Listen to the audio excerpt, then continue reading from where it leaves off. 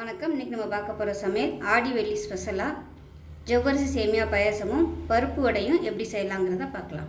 ஒரு மிக்சிங் பவுல் எடுத்துக்கலாம். இதில் வந்து மெஷரிங் கப்பில் 3/4 கப் அளவுக்கு கடலைப்பருப்பு எடுத்துக்கலாம். 2 டேபிள் ஸ்பூன் உளுந்து சேர்த்துக்கலாம். 2 டேபிள் ஸ்பூன் துவரம்பருப்பு சேர்த்துக்கலாம். அது கூடவே 1 டேபிள் ஸ்பூன் பச்சரிசி எடுத்திருக்கேன், இதை சேர்த்துக்கலாம். இப்போ இது எல்லாத்தையுமே நல்லா கழுவிட்டு பார்க்கலாம். இப்போ இது நல்லா கழுவிட்டு வந்தாச்சு. இப்போ இதில் தண்ணி ஊற்றிக்கலாம்.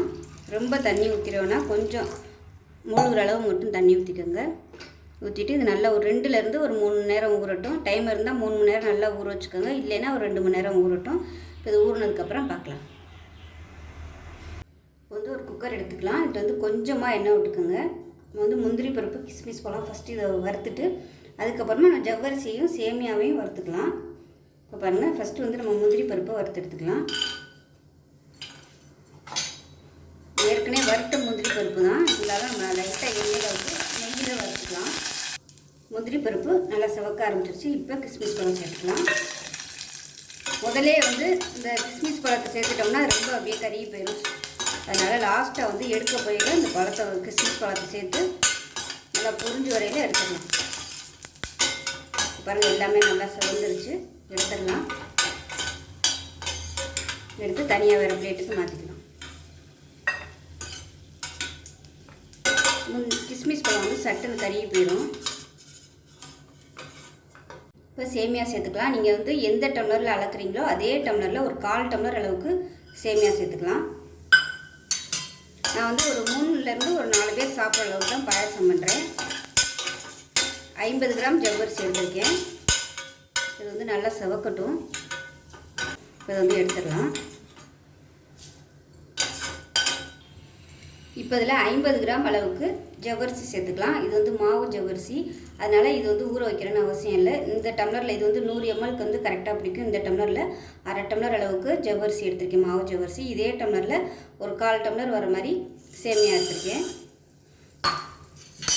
நான் சொல்லியிருக்க அளவு ஃபுல்லாக அந்த டம்ளர் கணக்கில் தான் சொல்லியிருக்கேன். நீங்கள் செய்யும்போது ஒரே அளவாக வந்து டம்ளர் வந்து யூஸ் பண்ணிக்கோங்க.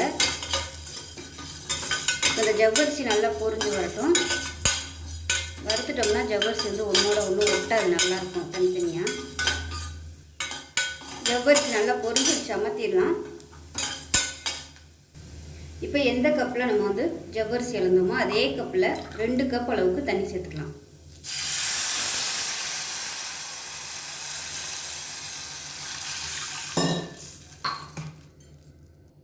இப்போ நம்ம வறுத்து வச்சுருந்த இந்த சேமியாவையும் இதோட சேர்த்துக்கலாம். சேர்த்துட்டு குக்கரை மூடிட்டு 2 விசில் விட்டுக்கலாம். 2 விசில் விட்டுட்டு ஸ்டீம் போனதுக்கப்புறம் பார்க்கலாம். இப்போ பருப்பு எல்லாமே நல்லா ஊறிடுச்சு. இப்போ அது வந்து ஒரு 2 கைப்பிடி மட்டும் எடுத்து நம்ம மிக்ஸி ஜாரில் சேர்த்து நல்லா அரைச்சிக்கலாம். இதில் ஒரு 2 கைப்பிடி மட்டும் எடுத்து சேர்த்துக்கலாம். இது கூடவே ஒரு 2 பச்சை மிளகாய் சேர்த்துக்கலாம், உடச்சிட்டு சேர்த்துக்கோங்க. காரத்துக்கு தேவையான அளவு சேர்த்துக்கலாம். அதே மாதிரி ஒரு சின்ன துண்டு இஞ்சி சேர்த்துக்கலாம். 2 வரமிளகாய் சேர்த்துக்கலாம். சீரகம் கொஞ்சமாக சேர்த்துக்கலாம். இப்போ இதை வந்து நல்லா நைஸாக அரைச்சிக்கலாம். தண்ணி ஊற்ற வேணால் நைஸாக அரைச்சிக்கலாம். இப்போ பாருங்கள், இந்த அளவுக்கு அரைச்சிட்டு இப்போ நம்ம மிச்சம் வச்சுருக்கிற இந்த கடலைப்பருப்பையும் நல்லா தண்ணியெல்லாம் இருத்துட்டு சேர்த்துக்கலாம். அதில்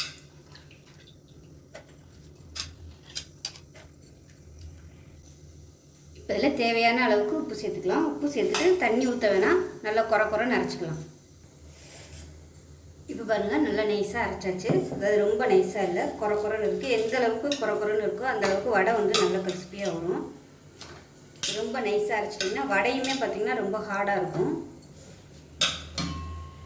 அங்கங்கே பருப்பு வந்து முழுசாக இருந்தாலும் பரவாயில்ல, உங்களுக்கு பார்க்கையிலே எப்படி இருக்குன்னு பாருங்கள். இந்த அளவுக்கு இருக்கணும். இப்போ இதில் பொடியாக நறுக்குன கருவேப்பிலை சேர்த்துக்கலாம். பொடியாக நறுக்குன கொத்தமல்லியில் சேர்த்துக்கலாம். இது வந்து பிரசாதமாக நம்ம யூஸ் பண்ணுறதுனால வெங்காயம் வந்து நான் சேர்க்கலை. நீங்கள் நார்மலாக செய்கிறதா இருந்தால் வெங்காயம் வந்து பொடியாக நறுக்கிட்டு சேர்த்துக்கோங்க. நான் வந்து கட்டி பெருங்காயமாக வச்சுருக்கிறதுனால இதில் வந்து நான் கட்டி பெருங்காயம் யூஸ் பண்ணல. தூள் வச்சுருந்தீங்கன்னா நீங்கள் வந்து யூஸ் பண்ணிக்கோங்க.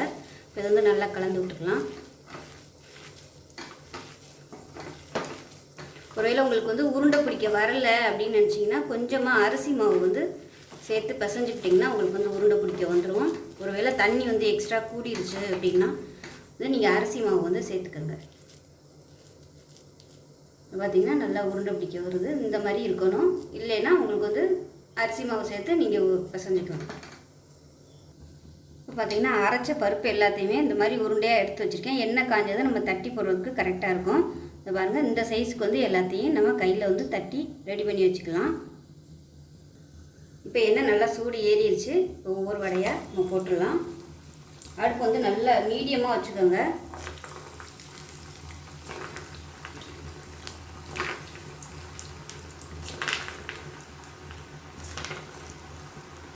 போட்ட உடனே திருப்பிடாதீங்க. ஒரு நிமிஷம் ஆகட்டும், அதுக்கப்புறமா திருப்பி விட்டுக்கலாம். ஒரு நிமிஷம் ஆயிடுச்சு. இப்போ திருப்பி விட்டுக்கலாம். அடுப்பு வந்து ரொம்ப ஹைலையும் இல்லாமல் ரொம்ப குறைச்சும் இல்லாமல் மீடியமாக வச்சுக்கோங்க. இல்லைன்னா உங்களுக்கு வந்து சட்டுன்னு கருகி போயிடும், உள்ளுக்குள்ளே வந்து வேகாது.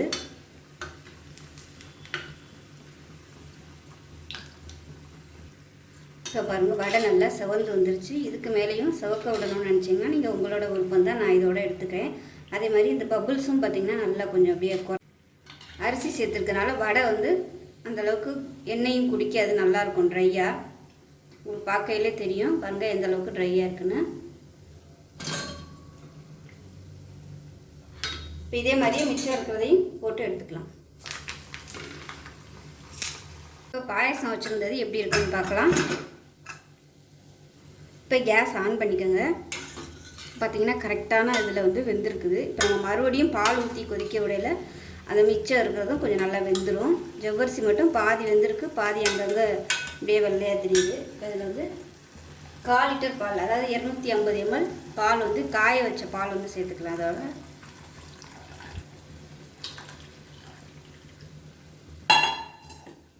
இதை சேர்த்துட்டு கொதிக்க விட்டுக்கலாம்.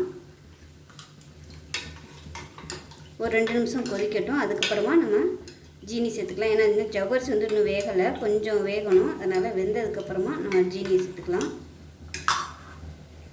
இது கொதிக்கையில் ஒரே ஒரு ஏலக்காயை நச்சுட்டு சேர்த்துக்கலாம். இல்லைன்னா நீங்கள் ஜீனியோட பொடி பண்ணிவிட்டு ஏலக்காய் தூளாக சேர்த்துக்கோங்க. ஒருவேளை ரொம்ப கெட்டியாக இருந்துச்சுன்னா லைட்டாக சுடு தண்ணி வந்து சேர்த்துக்கோங்க. ஜவ்வரிசி வந்து நல்லா வெந்துருச்சான்னு செக் பண்ணிக்கோங்க. அந்த கலர் வந்து அப்படியே மாறிடும். இப்போ இதில் வந்து எந்த கப்பில் எடுத்தோமோ அதே கப்பில் ஒரு 1/2 கப் அளவுக்கு ஜீனி சேர்த்துக்கலாம். ஜீனி இல்லை ப்ரௌன் சுகர், நாட்டு சக்கரை எதுனாலும் நீங்கள் வந்து சேர்த்துக்கலாம். இப்போ வந்து அடுப்பு நல்லா குறைச்சி வச்சுக்கோங்க. குறைச்சி வச்சுட்டு இது நல்லா கரையட்டும். ஜீனி வந்து கரையணும். இனிப்பு வந்து கொஞ்சம் கூட இருந்தால் தான் பிடிக்கும். அதனால் நான் வந்து இன்னொரு 1/4 டம்ளர் அளவுக்கு ஜீனி சேர்த்துக்கிறேன். அதே டம்ளரில் ஒரு 1/4 டம்ளர் எக்ஸ்ட்ரா சேர்த்துருக்கேன் ஜீனி. உங்களோட விருப்பத்துக்கு தகுந்த மாதிரி ஜீனி சேர்த்துக்கோங்க. இப்போலாம் வந்து ப்ரௌன் சுகரு, அதே மாதிரி ஆர்கானிக் சக்கரை அது மாதிரி கிடைக்கிது. நீங்கள் அதை கூட நீங்கள் யூஸ் பண்ணிக்கலாம். வெல்லத்தை வாங்கி தட்டி அதை வடிகட்டி நம்ம யூஸ் பண்ணுறதுக்கு பதிலாக அந்த மாதிரி டேரெக்டாகவே நம்ம சேர்த்துடலாம். எவ்வளோ தேவையோ அதுக்கு தகுந்த மாதிரி ஜீனி மாதிரியே நம்ம அதை சேர்த்துடலாம். இப்போ ஜீனியெல்லாம் நல்லா கரைஞ்சதுக்கப்புறமா நம்ம வறுத்து வச்சுருந்த கிஸ்மிஸ் பழமும் முந்திரி பருப்பையும் சேர்த்துக்கோங்க. நான் வந்து இது சேர்த்து இந்த வீடியோ வந்து ஸ்கிப் ஆயிடுச்சு. ஸோ சேர்த்துட்டு விருப்பப்பட்டால் நீங்கள் மேலாப்பில் நெய் சேர்த்துக்கலாம். இது வந்து குங்குமப்பூ சேர்க்குறனாலும் சேர்த்துக்கலாம். பாதாம் வந்து ஊற வச்சு அரைச்சி சேர்க்கலாம். முந்திரி பருப்பு சேர்க்கலாம். ஸோ உங்களோட விருப்பம் தான். இது வந்து ரொம்ப சிம்பிளாக பண்ணக்கூடிய ஒரு பாயசம். அவ்வளோதான். சூப்பரான ஜவ்வரிசி சேமியா பாயசம் இன்ஸ்டண்ட்டாக ரெடி ஆயிடுச்சு. இந்த பாயசம் கரெக்டாக ஒரு 3 பேர் சாப்பிட்லாம். ஒரு 4 டம்ளர், ஒரு 3லேருந்து ஒரு 4 டம்ளர் தாராளமாக வரும். நீங்கள் வந்து எக்ஸ்ட்ரா சேர்க்குறதா இருந்தால் நான் சொல்லியிருக்க அளவுகள் வந்து அப்படியே நீங்கள் வந்து டபுளாக எடுத்துக்கோங்க. இப்போ எல்லா வடையும் பொரிச்சு எடுத்தாச்சு. நல்லா கிறிஸ்பியாக மொறுமொறுன்னு இருக்குது. அருமையான சேமியா ஜவ்வரிசி பாயாசமும் பருப்பு வடையும் சூப்பராக ரெடி ஆயிடுச்சு. ஆடி வெள்ளிக்கு இது மாதிரி செஞ்சு பாருங்கள். செஞ்சு பார்த்துட்டு எப்படி வந்துச்சுங்கிறத சொல்லுங்கள். வீடியோ பிடிச்சுன்னா லைக் பண்ணுங்கள், கமெண்ட் பண்ணுங்கள், சேனலை சப்ஸ்கிரைப் பண்ணுங்கள், பக்கத்தில் உள்ள பெல் பட்டனை ப்ரெஸ் பண்ணுங்கள். நன்றி.